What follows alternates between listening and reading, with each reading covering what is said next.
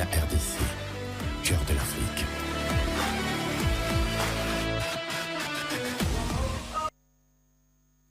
Ben voilà, je vous ai promis, je l'ai annoncé, l'invité de ce matin. Nous sommes le 4 janvier 59. Allez, on parlera du tourisme. Je ne sais pas ce qui s'est passé avec la culture. Monsieur le ministre, bonjour. Bonjour Jesse, ça va bien? Ça va très bien. Bienvenue, bonne année. Bonne année à toi aussi. Et félicitations, hein, depuis que vous avez été nommé ministre. On ne s'est pas encore vu en fait en réalité. Hein. Les responsabilités. Responsabilités. Allez, ça fait 7 mois aujourd'hui que vous êtes pratiquement... Pratiquement depuis le mois de mai. Mois de mai Oui. 2024, on est au mois de janvier 2025. Vous dirigez le tourisme de la République démocratique du Congo. Je vous donne l'occasion de saluer tous les Congolais qui vous suivent ce matin. D'abord leur présenter les vœux, d'abord au premier d'entre nous tous, le président de la République, son Excellence Félix Antoine Tshisekedi Tshilombo. Meilleurs vœux à lui ainsi qu'à la Première Dame, Maman Denise Niakeru Tshisekedi, à la Première Ministre, Judith Soumina Toloka ainsi qu'à sa famille, à tous les membres de mon regroupement politique PEP-AAP, et en commençant par le représentant Tony Kankushiku, le président Laurent Batomona, et tous les membres du regroupement, ainsi qu'à tous les membres de notre parti, le MSC, à travers la République. Et évidemment, je n'oublierai pas tous mes collaborateurs au niveau du ministère du Tourisme, ainsi que toute la population congolaise, et qu'ensemble, on puisse redorer le blason du secteur touristique. Nous devons être les premiers à consommer le produit touristique congolais. On aura l'occasion d'en parler. On parler justement ces produits touristiques. Installez-vous, monsieur le ministre. Merci. Comme dans votre salon, hein, on est samedi. C'est confortable. Hein? Merci. Je vois que quand on parle du contenu, il faut aussi voir le contenant. Et le contenant ici est très très agréable et je sens qu'il y a du Made in Congo. C'est 100% congolais. Voilà, c'est ça que nous recherchons, le contenu local. Et on essaie de voir aussi comment l'implémenter au niveau du secteur touristique. Et d'ailleurs, on va en profiter pour faire un clin d'œil à Fifiki Kangala. C'est elle qui a conçu tous ces plateaux. Oui. Que je vous connaissez très bien. Oui. Alors, monsieur le ministre, je disais tout à l'heure, ça fait pratiquement 7 mois que vous dirigez le tourisme de la République démocratique du Congo. Si vous faites un état des lieux, vous arrivez au mois de mai, vous trouvez quoi?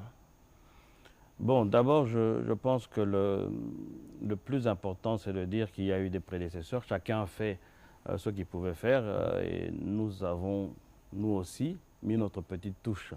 Ce que je trouve d'abord, c'est que nous avons un produit qui est bon, mais un produit qui ne se vend pas. Okay. Parce que les gens, même les Congolais, ne connaissent pas ou méconnaissent le potentiel touristique que nous avons en RDC. Et donc la première des choses, c'était effectivement de dire, comme je viens de le dire maintenant, il y a du contenu, mais il n'y a pas le contenant. C'est-à-dire qu'il fallait faire un packaging, essayer de montrer un peu ce que nous avons. Et on a commencé d'abord par faire une tournée.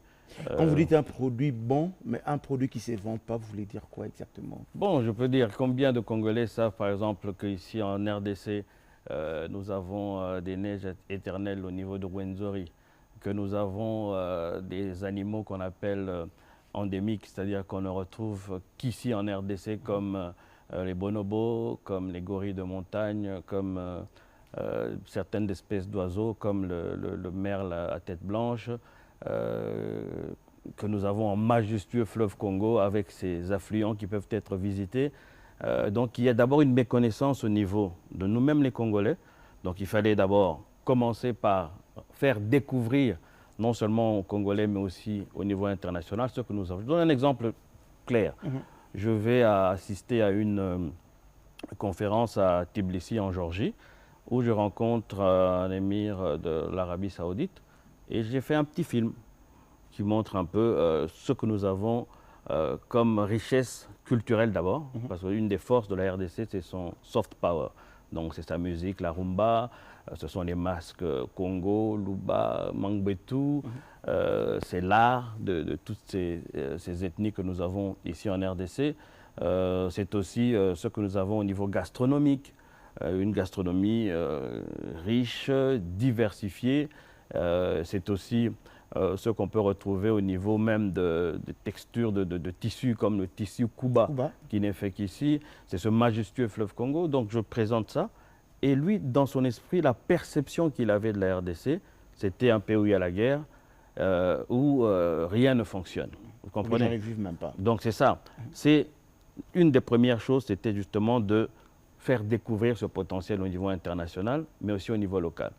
Quand je poste sur mon statut WhatsApp ou sur Instagram certaines images du parc Upemba ou du parc des Virunga, l'île Tcheguera par exemple à Goma, beaucoup de Congolais se demandent c'est où? On est en RDC. Exactement. Donc il y avait d'abord c'est faire connaître.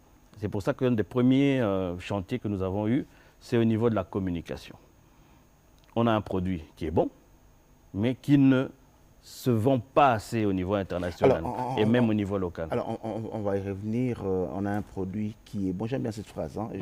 On a un produit qui est bon, mais qui ne se vend pas. Justement, on va essayer de réfléchir. Vous qui êtes le patron du tourisme, le patron de ces produits bons que le président de la République et la Première ministre vous ont confiés. Mais pourquoi ces produits ne se vendent pas? Mais je voudrais d'abord qu'on retrouve le discours du président de la République et la Première ministre lors de l'investiture. Le tourisme a une place importante dans le programme du gouvernement, d'ailleurs dans le 6 piliers du quinquennat du président de la République. Retrouvons ces discours du président de la République et on revient juste pour discuter. On regarde. Il est clairement établi que le tourisme en République démocratique du Congo possède un énorme potentiel de transformation, de création d'emplois et de croissance lucrative. Dans mon programme, le secteur du tourisme figure comme facteur de diversification économique. Le 6e et dernier axe stratégique de cet agenda de transformation structurelle de notre économie concerne la valorisation du potentiel touristique de notre pays. Il s'agit là d'une question cruciale qui peut contribuer durablement à la fois au développement économique du pays et à la création d'emplois et à la préservation de ses richesses naturelles et culturelles.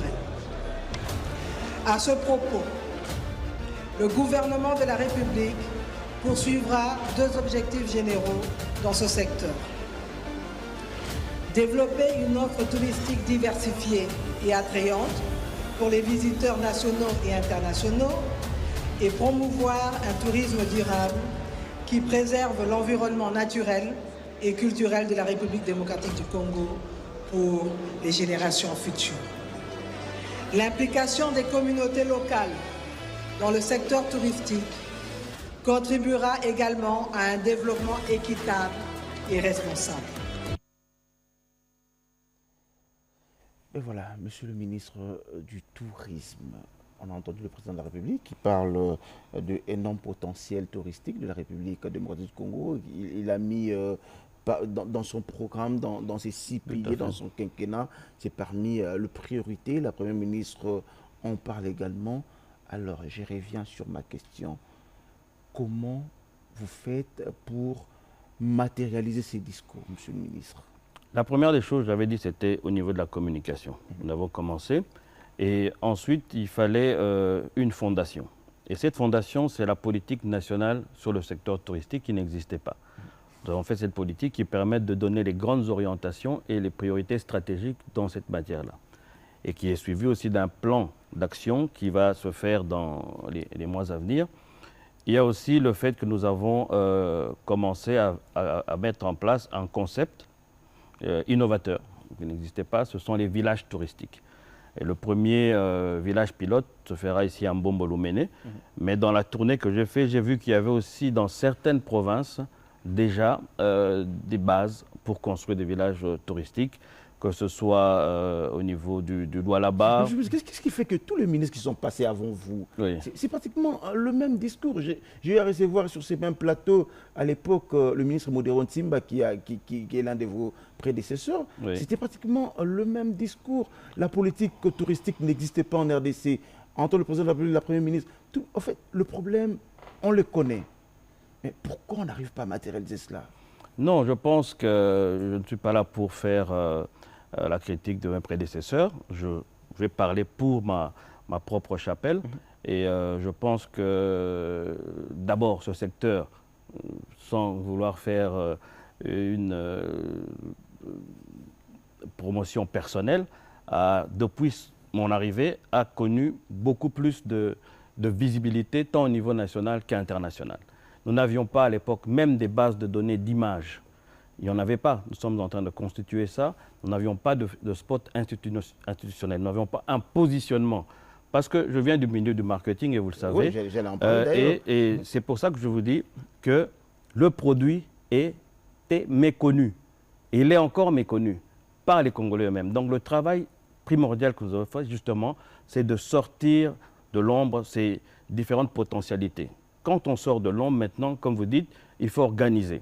Et c'est pour ça qu'il y a ces villages touristiques qui sont une façon de venir coller le secteur touristique à la vision du chef de l'État, qui est de faire en sorte que, même dans les territoires les plus reculés, on puisse avoir un levier de développement.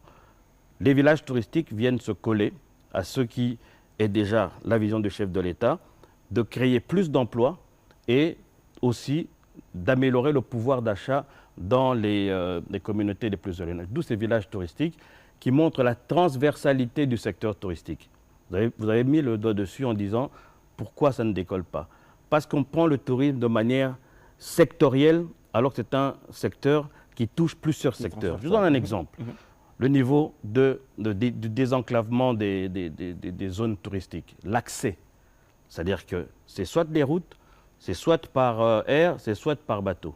Donc, dans la stratégie globale du gouvernement, dans ce que nous avons comme approche maintenant, c'est de se dire que le secteur touristique doit se coller à tout ce qu'il y a comme projet d'infrastructure. Quand on crée un village touristique, on va voir est-ce qu'il y a une accessibilité. Est-ce que, quand on a l'accessibilité, est-ce qu'il y a une attraction à ce niveau-là qui peut attirer les touristes? D'où le choix, par exemple, du premier village touristique, Mbombolumene, qui est à 3 heures de route. Ce sont des projets. Ce n'est pas un projet. Ce sont des projets, monsieur le ministre. C'est pas un projet. Non, c'est pas un discours. C'est pas un projet. C'est pas un projet parce qu'il y a déjà des réalisations, il y a déjà des partenaires qui sont là. Vous le savez, moi, je viens du secteur privé. Quand on a un haut cadre, on lui laisse au minimum 6 mois pour qu'il puisse faire l'état de lieu et de tracer sa politique. Nous avons déjà, dans les 6 mois que nous avons ici, fait des réalisations. Je parle de la politique. Je parle de tout ce qui concerne les partenariats que nous avons conclus, notamment avec l'Arabie Saoudite, pour ce qui est de la formation dans ce secteur. Il y a des réalisations qui sont déjà là. Je ne veux pas étaler tout mon bilan ici. Je pense que je vous ai remis des documents qui vous permettent de voir le bilan. Et il ne faut surtout pas tomber dans les travers de la polémique congolaise, qui est toujours de vouloir confronter les gens. Non, mes prédécesseurs, attendez, mes prédécesseurs ont fait des réalisations qui sont les leurs pendant leur mandat. Ce que je suis en train de faire est dans la continuité de l'État. Ce n'est pas pour venir saquer ce qui a été fait avant moi, c'est dire qu'est-ce que moi je peux faire maintenant pour que nous puissions avancer et que le secteur retrouve ses lettres de noblesse. N'oubliez pas, attendez, je vais chuter. N'oubliez pas que ce secteur a été à un moment donné, dans ce même pays, un des secteurs les plus rentables du point de vue économique. Et il y a encore, vous pouvez aller même si vous allez voir au niveau de Virunga, il y a encore des séquelles de ce que ça a été. Nous pouvons redémarrer ce secteur et en faire vraiment un secteur porteur. Parce que si on prend un pays comme la Tanzanie, c'est à peu près 10% du PIB. Donc, c'est un secteur ici qui tourne autour de 1,2, 1,5% du PIB congolais, alors qu'en termes d'attraction, en termes de destination, aucun pays en Afrique noire n'a ce que nous avons. Il suffit juste de débloquer. Monsieur le ministre du Tourisme, moi, on va aller dans le concret. Oui. Okay? On a des amis qui sont à l'étranger, des étrangers qui veulent venir au Congo. Vous êtes ministre du Tourisme. Ils veulent venir au Congo, ils veulent venir à Kinshasa. Je prends un exemple simple. Ils veulent venir à Kinshasa. On vous pose la question, si je venais à Kinshasa, je visite quoi? Déjà, guide touristique, on ne sait pas si ça existe en République démocratique du Congo. Ailleurs, vous arrivez, vous prenez un taxi, c'est les taximens qui vous racontent, ici c'est ça, ici vous voyagez, vous allez partout. Je crois que ça vous arrive. Mais Kinshasa, qu'est-ce que vous faites? Moi, je voudrais qu'on aille dans le concret. Dans le concret. Village touristique, oui, ça va exister. Ça viendra, oui, d'accord. Aujourd'hui, là, maintenant. Je donne un exemple. Je viens à Kinshasa. Vous êtes d'abord à l'accessibilité au niveau du fleuve Congo. Il y a des croisières qui peuvent se faire. Donc là, c'est déjà quelque chose de concret. Vous pouvez aller visiter la ferme des bonobos ici à Kinshasa. Vous avez plusieurs sites historiques qui sont dans la ville de Kinshasa, la plus vieille église et tout ça. Mais vous avez peut-être raison, c'est-à-dire que nous sommes en train de finaliser Croisière, maintenant. Attendez. Croisière sur le fleuve Congo. Fleuve Congo, oui, il y a ça. Vous pouvez aller visiter les bonobos. Vous pouvez aller visiter le site de l'Antsélé. C'est des vestiges, évidemment, mais c'est la pagode où le chef de l'État avait sa résidence secondaire. Et il y a tout un guide qui peut vous expliquer ça. Il y a des choses. Il y a le jardin zoologique, mais qui est en train de, avec la ministre de l'Environnement. Est-ce que le métier de guide touristique existe en RDC? Ça existe, mais il n'y a pas eu de formation. C'est-à-dire que c'est un individu qui se forme lui-même, mais qui ne transmet pas son savoir à d'autres personnes. Mais ça existe. Si vous allez à l'Antsélé, vous allez voir un guide, vous allez faire un tour à Eyala, dans la province de l'Équateur, vous allez trouver des guides touristiques. Mais justement, c'est un des volets que vous voyez dans le diagramme des villages touristiques. C'est ce volet formation qui fait défaut. Mais il y a des écoles comme Vatel qui vient d'arriver ici récemment, qui forment des gens dans les métiers du tourisme, plus dans l'hôtellerie. Il y a tout un pan. Je pense que c'est un secteur qui me passionne, hein, parce que je vois qu'il y a un développement qui va se faire, mais les gens veulent tout de suite. Oui, parce alors que... Non, mais alors que c'est un processus. C'est un processus qui prend du temps, mais il y a des choses qui vont se faire récemment ici. Donc, dans le premier trimestre 2025, vous allez déjà voir la concrétisation d'un village touristique au niveau de Mbombolumene. Voilà. Vous parlez concrétisation. Je sens que vous aimez bien votre village touristique et vous allez lancer très bientôt. Mais je voudrais quand même qu'on regarde ces images. Vous êtes allé à Idju. J'ai découvert cette île sur le lac Kivu, Idju, Bukavu. Lorsque vous regardez ces images, c'est formidable. Mais je voudrais qu'on regarde d'abord ces images. On en parle juste après. On regarde cet élément.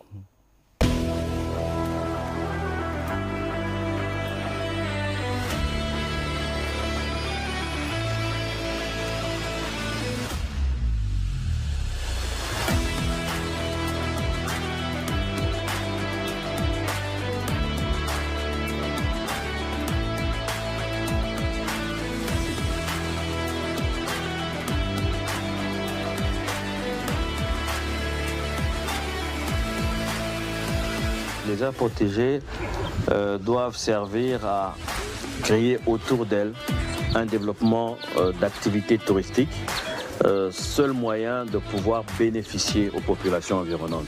Parce que si on protège juste des aires et qu'autour de ça, il continue à avoir de la misère, cela ne va pas servir à ces aires protégées. Pourquoi ? Parce que les premiers fossoyeurs de ces aires protégées seront ces populations qui vont faire de la déforestation, du braconnage. Nous devons voir de quelle manière ces aires protégées peuvent bénéficier aux populations qui les entourent.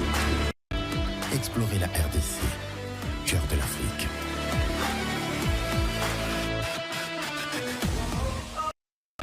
Explorer la RDC, cœur de l'Afrique.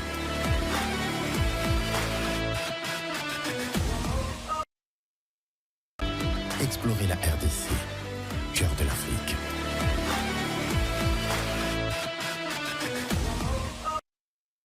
Explorer la RDC, cœur de l'Afrique.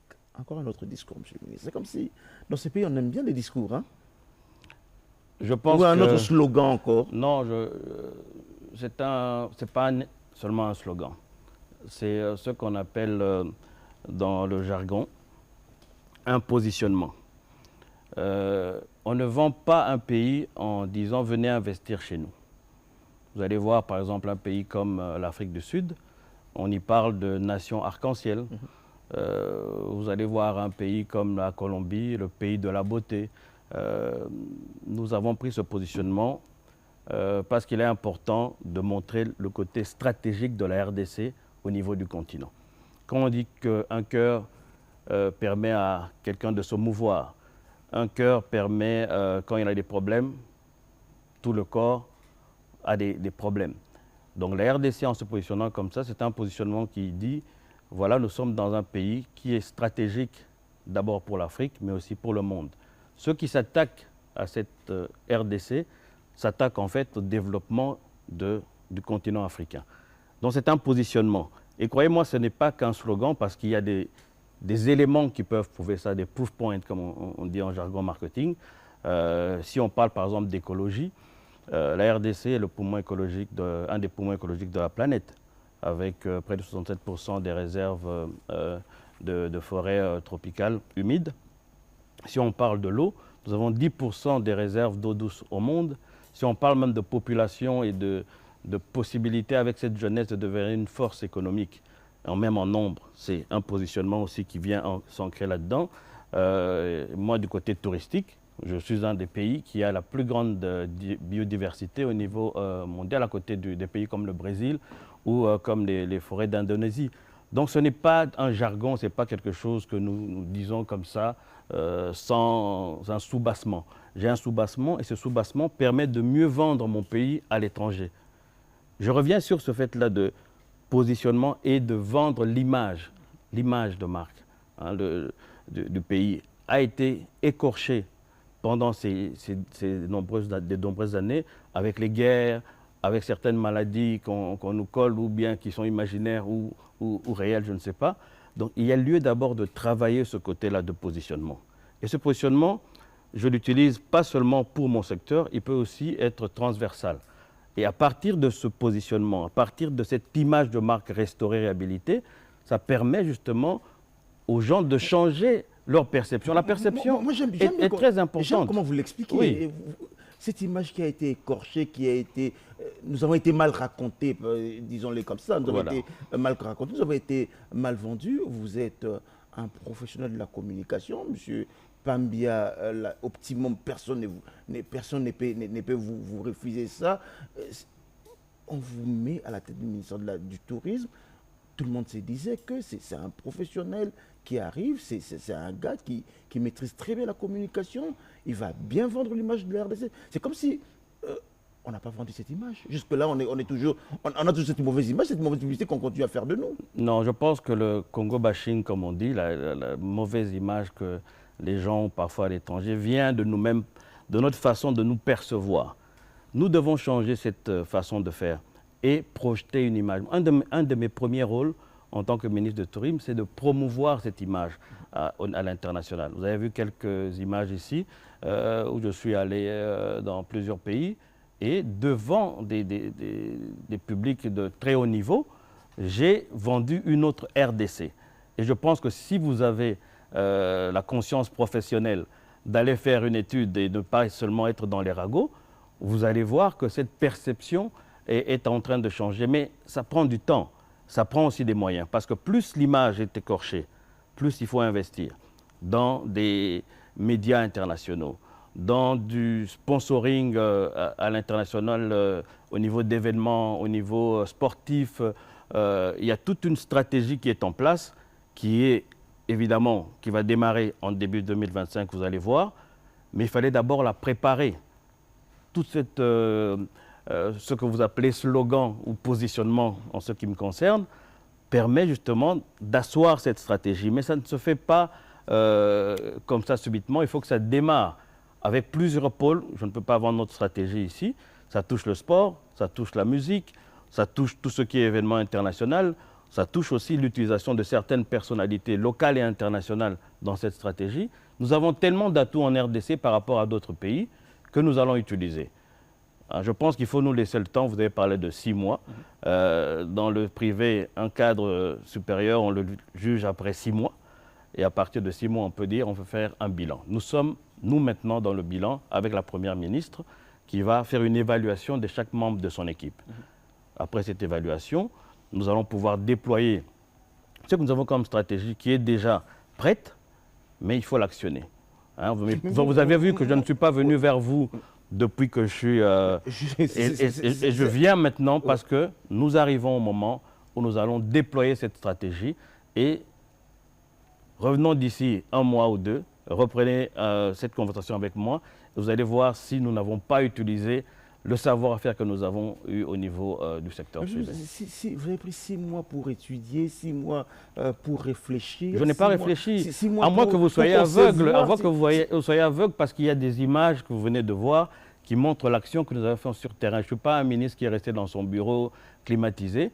Je suis descendu sur terrain. Nous avons rencontré des Congolais, nous avons fait des actions, nous avons relancé même des sites touristiques qu'on avait oubliés. Je reviens du parc de Lupemba, qui est géré par Forgotten Parks, ça veut dire les parcs oubliés, parce que c'est un parc que les gens avaient complètement effacé de l'esprit.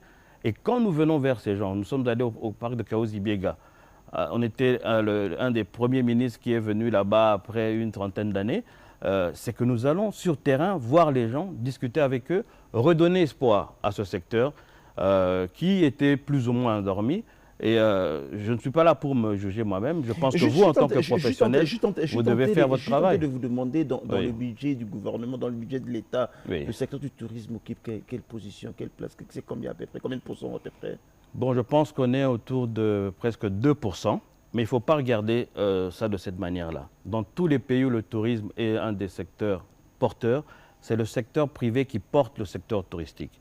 Notre travail, c'est d'aller vers les opérateurs privés, créer soit des BOT, soit des PPP, partenariats public-privé, pour qu'ils viennent investir dans un secteur qui est drainé d'abord et drivé par le secteur privé. L'État met le cadre, c'est-à-dire les routes, dans certains cas l'électricité, et même là, dans l'électricité, si je prends le cas de Virunga Power, dans le parc de Virunga, c'est le secteur privé qui a construit des barrages hydroélectriques, qui a commencé à alimenter les parcs, et tout le surplus a pu bénéficier même aux populations environnantes. Donc je pense qu'il faut réfléchir différemment, ne pas dire que l'État doit absolument investir massivement. Je sais qu'il y a une part importante dans les infrastructures routières, électriques et autres, mais il faut envisager ça différemment parce que nous sommes dans une situation où les ennemis du Congo font qu'une grande partie de notre force financière va dans les efforts de guerre. Vous comprenez cela? Donc, il faut que nous réfléchissions différemment, qu'on implique un peu plus le secteur privé congolais. Vous pouvez dire que Jessie Kabasele va créer son propre site du côté de l'Ansele et participer à cet effort de développement de ce potentiel qui est là. Je le répète encore ici, aucun pays en Afrique noire n'a ce potentiel que nous avons en termes de biodiversité, en termes de... parce que vous parlez du parc du Virunga, j'ai envie qu'on s'arrête un moment là. Vous avez été, on a vu, vous avez été à Idju, vous avez été à Touadéra. Le parc des Virunga aujourd'hui, qu'est-ce qu'il en reste encore? Parce que on voit, on entend, on lit le parc qui est à côté, je n'ai même pas envie de le citer, il fait beaucoup d'argent, beaucoup de touristes arrivent, c'est 1500 $ la nuitée pour un hôtel. Mais dans notre Virunga, qu'est-ce qu'il en reste? Vous savez que cette guerre que nous inflige, que nous impose, est aussi une guerre touristique.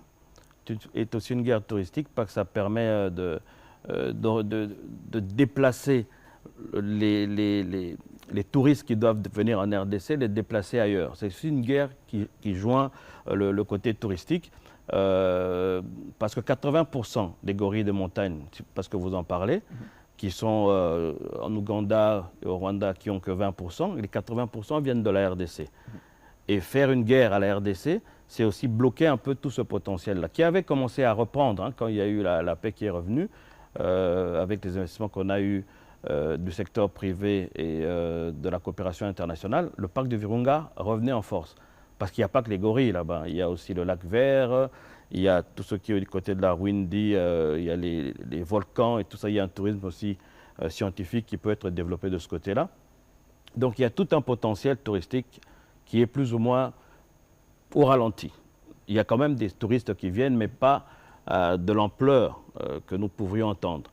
Et là, vous touchez un point qui m'intéresse aussi, c'est ce qu'on parle de visa touristique. Le boom qu'on a connu au niveau du parc des Virunga, c'était lorsqu'on a donné un visa fixe touristique de 100 $, qui a permis d'augmenter le nombre de touristes. On est en réflexion. Aujourd'hui, il n'existe plus. Il n'existe plus. On est pour parler avec la DGM, parce qu'il y a aussi un volet sécuritaire, et aussi avec la Mineta aux affaires étrangères, je lui laisserai la primeur de faire la déclaration, mais il y a des choses qui sont en train de venir au niveau du visa, qui est non seulement dans un tarif bien précis, mais aussi de manière électronique. Hein, parce que c'est cette facilité aussi d'avoir accès au visa qui peut être un frein à l'attraction des touristes. Monsieur, il y a des choses je reviens justement à ma question du Oui. début tout à l'heure. Vous êtes un professionnel de communication, mais Virunga, on vous a vu, vous avez été au parc des Virunga, Oui. mais ce n'est pas tout Virunga qui est occupé, la guerre n'est pas dans le parc des Virunga. On aurait dû avoir de support sur la RDC, sur des coins à visiter. On n'en a pas. Il y en a. Je pense que peut-être que vous n'avez pas accès à ça. On ne va pas dire qu'on est arrivé là et qu'on a trouvé qu'il n'y avait rien. Il y a des Même choses quand vous qui êtes dans des existent. conférences internationales, le stand de la RDC est toujours... L'Office national du tourisme est là. Je salue Madame Jolie Moukendi au passage.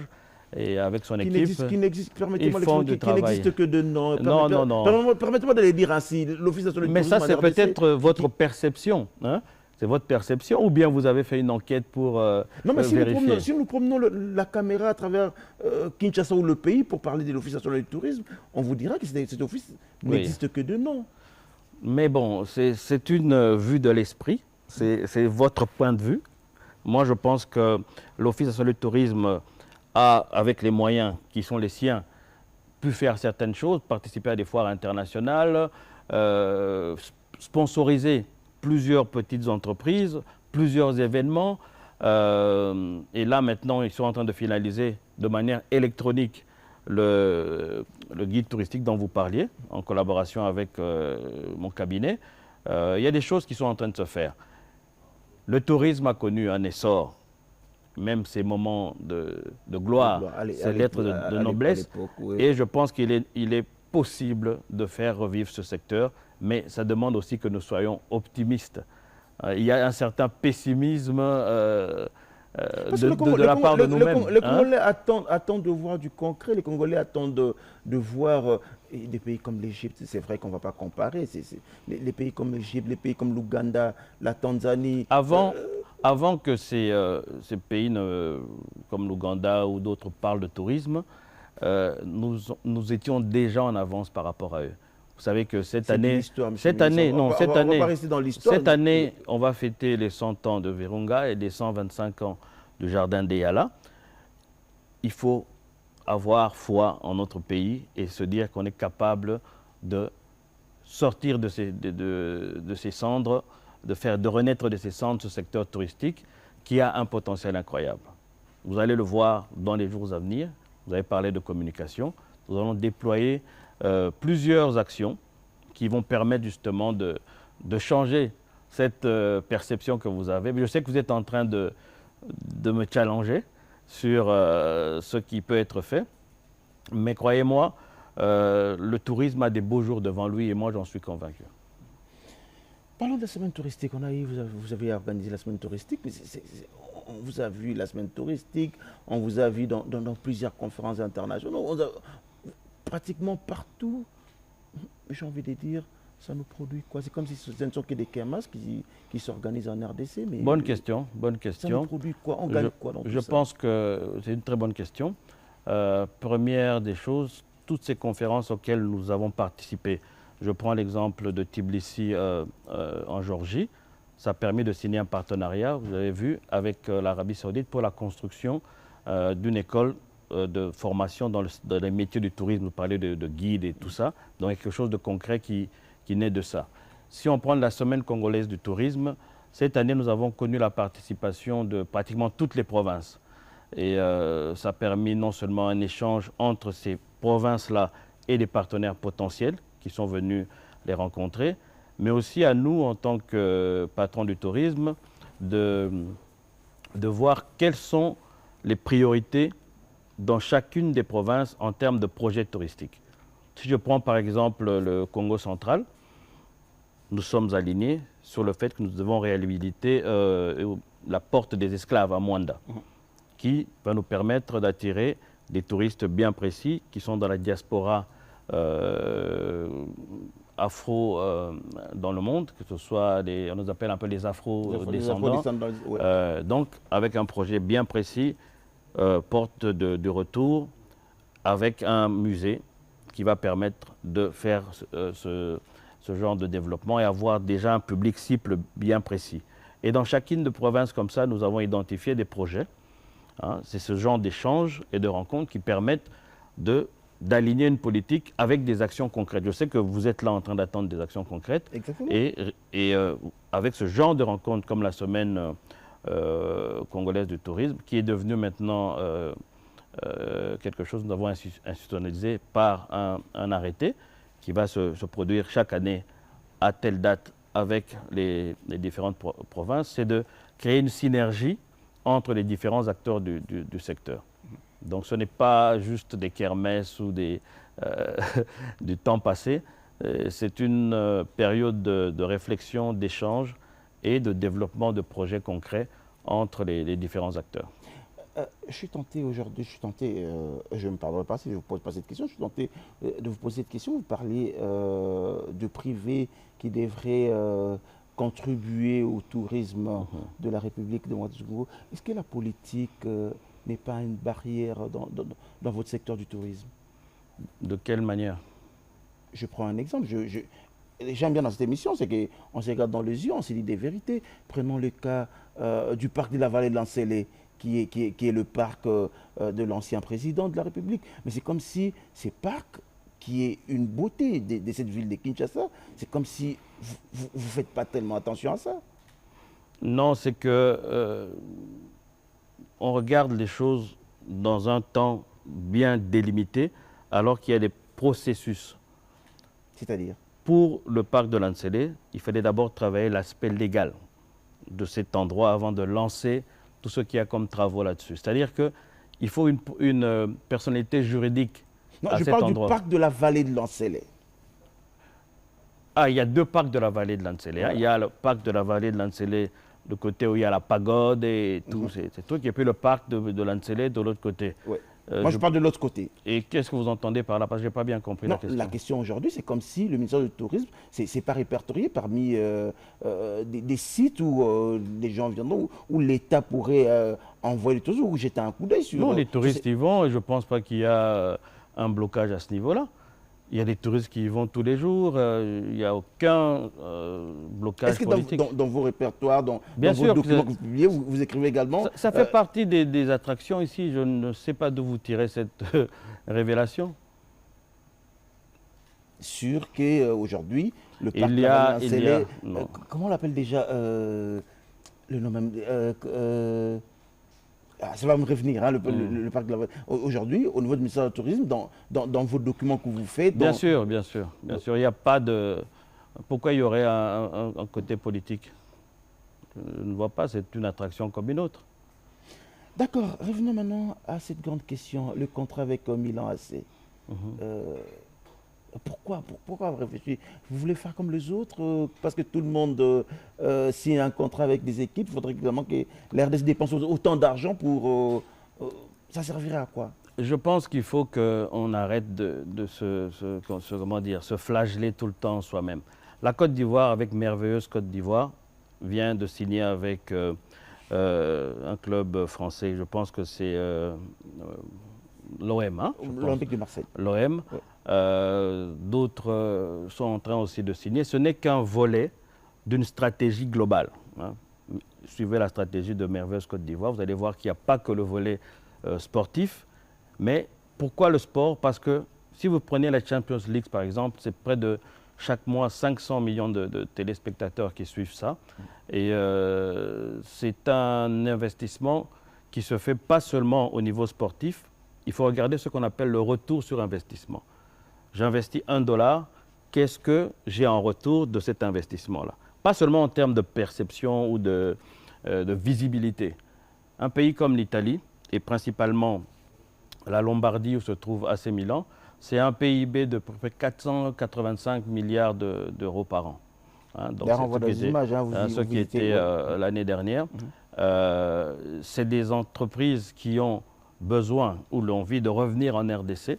Le président de l'AC Milan lui-même vient du milieu des affaires, Paolo Scaroni, que j'ai rencontré, et qui est aussi à la tête d'une sorte de la FEC là-bas en Lombardie, et avec lequel nous avons eu des entretiens concernant des partenariats bien précis qu'on ne peut pas encore dévoiler dans le secteur de l'énergie, des infrastructures et de tout ce qui est agribusiness, parce qu'ils sont très forts aussi dans ça.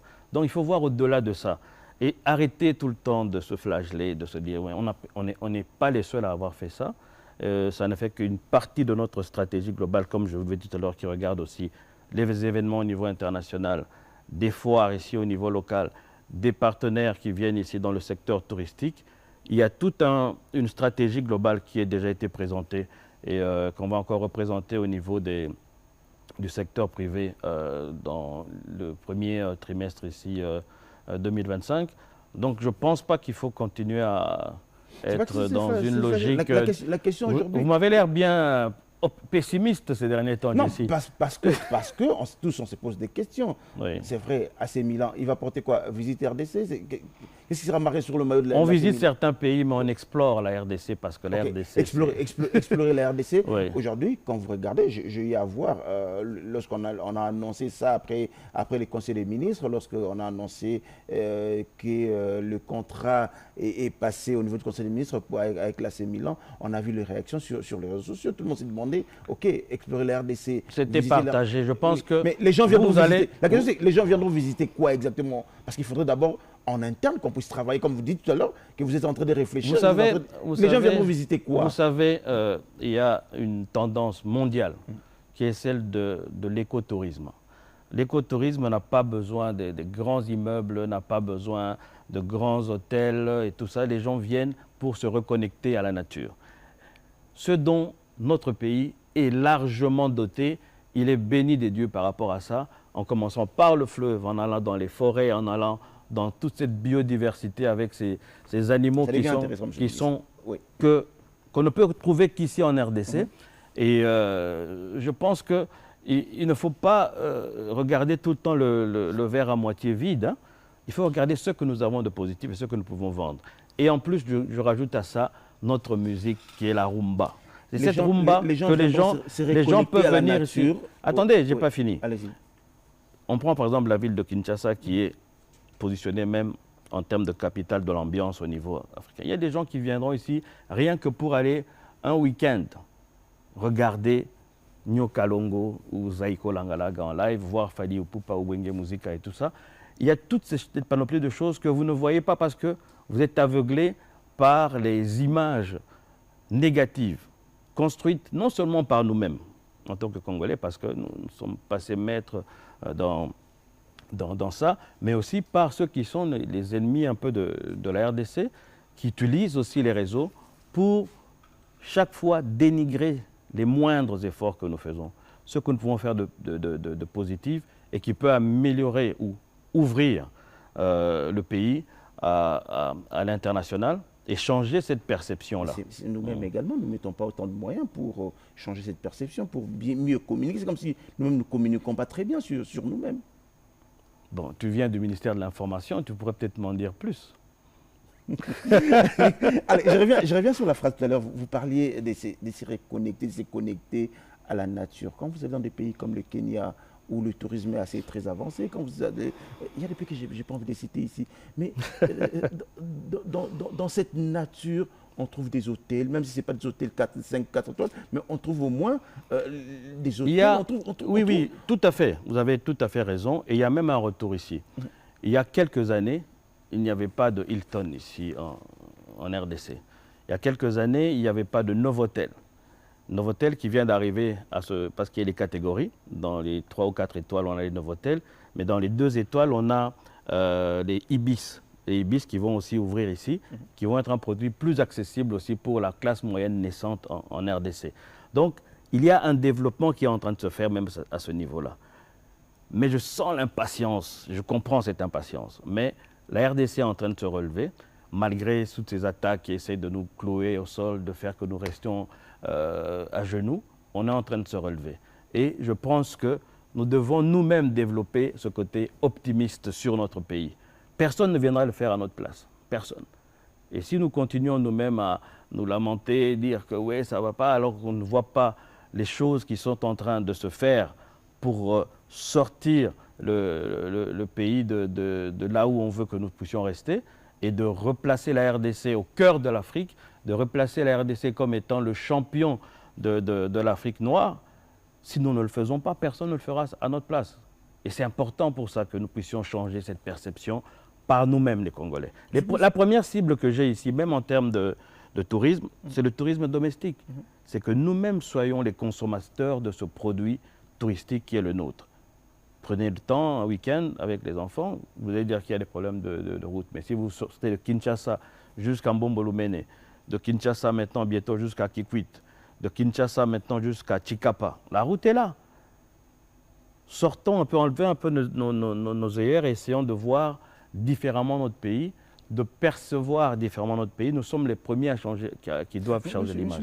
Ça vous est déjà arrivé de vous dire que vous avez entre les mains une patate chaude qui risque d'être compliquée, vous risquez de ne pas vous en sortir? Je suis habitué au défi. Je suis parti d'une entreprise où j'ai créé avec 4-5 personnes, arrivé jusqu'à une cinquantaine de personnes.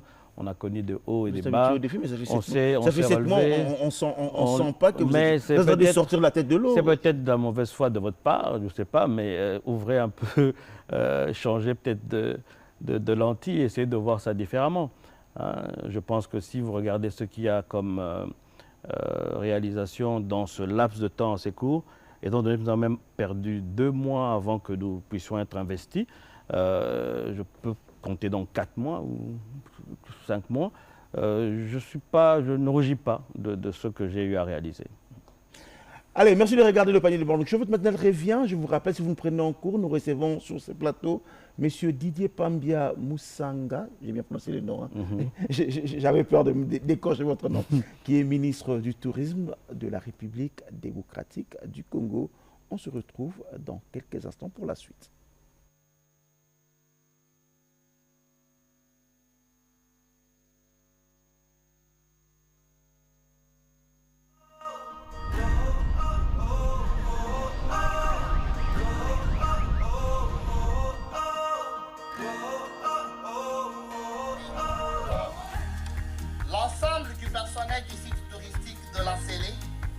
Salue très chaleureusement votre présence en ce lieu à l'occasion de la première visite officielle du ministre du Tourisme.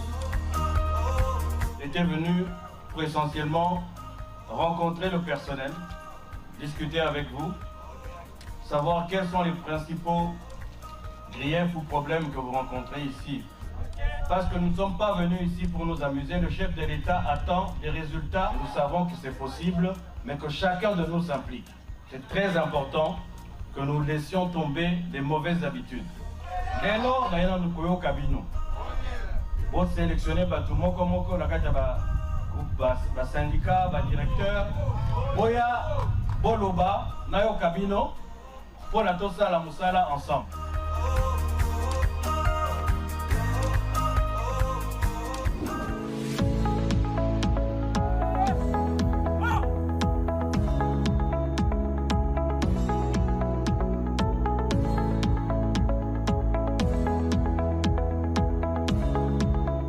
Mbombolumene présente beaucoup d'avantages.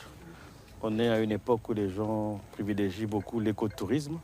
Et le site est l'une des aires protégées, l'une des premières que je visite en RDC. Et c'est important de voir un peu de quelle manière on peut valoriser ça.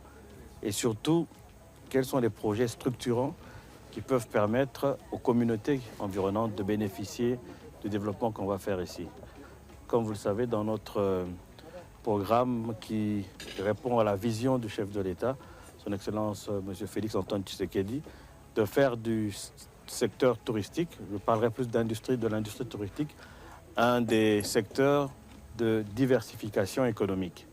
Et dans ce cadre, nous devons entre autres voir comment réhabiliter ou bien renforcer les capacités de certains sites existants comme celui-ci, afin de créer de l'emploi, car c'est aussi une des priorités du chef.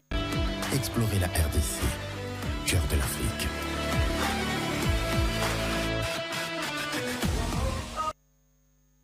explorer la RDC au cœur de l'Afrique. J'aime bien comment on appelle ça, slogan? C'est quoi? Bon, c'est un slogan, mais c'est plutôt un positionnement. Un positionnement. Je préfère positionnement parce que ça permet de placer la RDC dans une dimension stratégique, de dire nous affirmons que nous sommes le cœur de l'Afrique et voilà pourquoi, voici les raisons qu'on peut étayer, qu'on peut citer de manière claire, de voilà, nous sommes cœur de l'Afrique, point de vue écologique, parce que... Je vais vous donner 5 minutes, si je vous donner 3 minutes, explorer la RDC, parce que...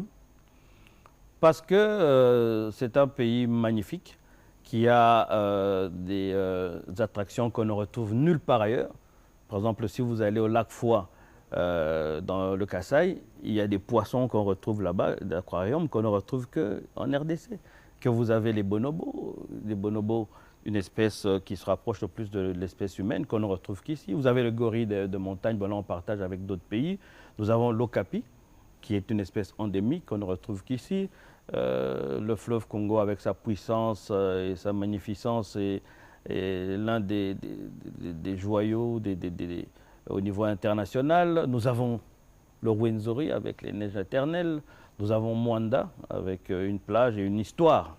Parce qu'il y a près de 12 millions de Noirs qui sont partis de chez nous ici vers, au temps de l'esclavage, vers plusieurs destinations. Et même quand j'étais en Colombie récemment, la vice-présidente colombienne dit qu'elle vient du Congo. Mike Tyson dit qu'elle vient du Congo. Donc il y a tellement de choses sur lesquelles on peut se baser pour construire, écrire une nouvelle histoire, raconter différemment le Congo au niveau international et changer cette perception d'abord, et j'insiste là-dessus, auprès de nous-mêmes. Je suis parfaitement... Nous-mêmes, nous devons arrêter de regarder notre pays en ne focalisant notre attention que sur ce qui ne marche pas. Essayons de voir aussi ce qu'il y a qui peut nous rendre fiers. Restaurer la fierté d'être Congolais. Et c'est ça le combat du président Félix Antoine Tshisekedi. Il le fait tous les jours, qu'on doit respecter la RDC, qu'on doit regarder la RDC pour ce qu'elle est vraiment, une puissance continentale sur plusieurs points de vue, mais ça doit commencer par nous-mêmes. Monsieur le ministre, lorsque je parlais du parc des Virunga, vous m'avez dit, bon, c'est un coin où il y a des petits soucis sécuritaires. Oui, d'accord, mais la pagode de Lancelé, il n'y a pas de soucis sécuritaires. Les résidences du maréchal Mobutu à Gbadolite et autres, il n'y a pas de soucis sécuritaires. Pourquoi le gouvernement n'investit pas... Mais vous revenez à ce que j'avais dit tout à l'heure. Je vous parlais de la politique nationale du tourisme.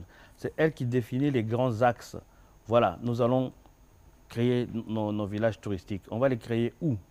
Pourquoi on doit les créer, par exemple, à Gbadolite, où il y a déjà de l'espace pour ce qu'on appelle le tourisme de vestige. Quand vous allez visiter le Colisée à Rome ou bien le Paternon en Grèce, ce sont des ruines. Mais il y a des gens qui viennent visiter parce qu'on a raconté une histoire. D'où ce premier sujet dont je vous ai parlé, et qui est celui de raconter le Congo différemment. Le spot qu'on a fait récemment, RDC, la terre de léopard, la terre des gorilles de montagne. Mais c'était un moment et puis les spots a disparu. Non, parce que c'est toi qui devais diffuser ça, mais tu ne veux pas le faire. Donc, voilà. Donc, le spot raconte différemment le Congo. Et ce spot c'est 2-3 minutes, quand je le passe dans les rencontres internationales où je vais, après il y a plusieurs gens qui viennent me voir pour dire « Mais vous étiez passé où? Nous revenons ». Sur tous les plans. Et le président de la République a fait revenir le Congo sur la scène internationale. Nous revenons maintenant dans toutes les plateformes de discussion où d'autres personnes allaient parler à notre place. Nous revenons. Et ce retour, en 2025, va être encore plus marqué. Moi, en tant que promoteur du secteur touristique, je fais ma part, mais il y a la Mineta aussi des Affaires étrangères qui fait sa part, le ministre de la Justice et le vice-ministre de la Justice aussi qu'on retrouve dans plusieurs scènes internationales. Chacun est en train de jouer sa partition pour que nous revenions en force et que cette perception-là sur nous change, ça va ouvrir d'autres voies. Ne négligez pas cet aspect-là de perception. Parce que si la perception est négative, hein, vous parliez tout à l'heure de AC Milan, mais quand nous avons parlé de la signature de l'accord, on en a parlé peut-être de manière négative, mais au niveau international, j'ai vu ça dans Le Monde, j'ai vu ça, ce n'était pas le fait de nous, mais du partenaire italien. On a parlé positivement et différemment de la RDC. Donc il ne faut pas négliger cet aspect-là des choses, qui est autant importante parce que quand on est absent en termes de visibilité, cela impacte aussi tout le reste, investissement, développement et autres.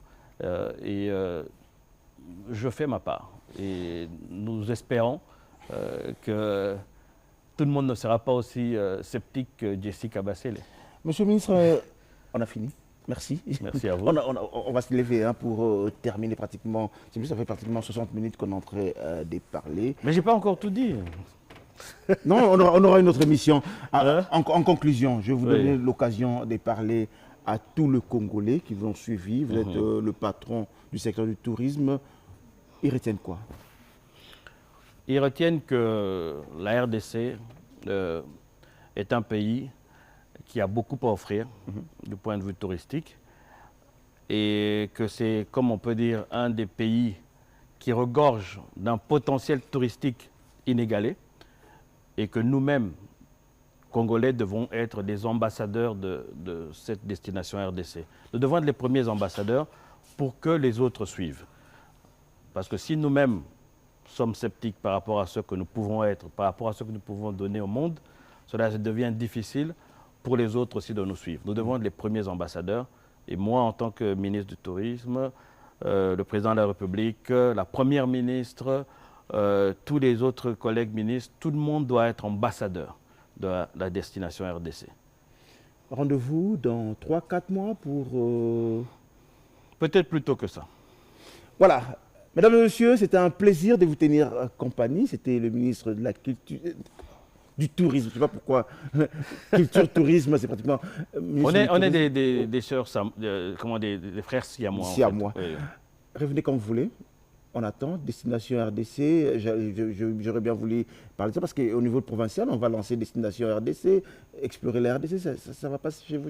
Non, il y a un chapeau. Je pense que c'est le cœur de l'Afrique qui est le chapeau et le reste vient en sous-bassement.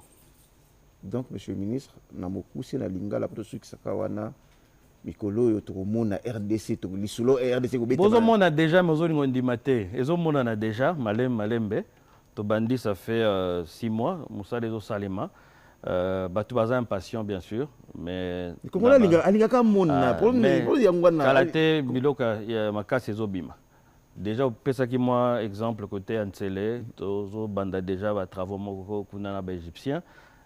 Mais tu as développé ma camion, c'est préféré dans le Bamouké, dans ça Moussale Belé. C'est les folies, c'est les hommes. Yakoleka. Allez, merci beaucoup. Au revoir et à la semaine prochaine. Merci beaucoup.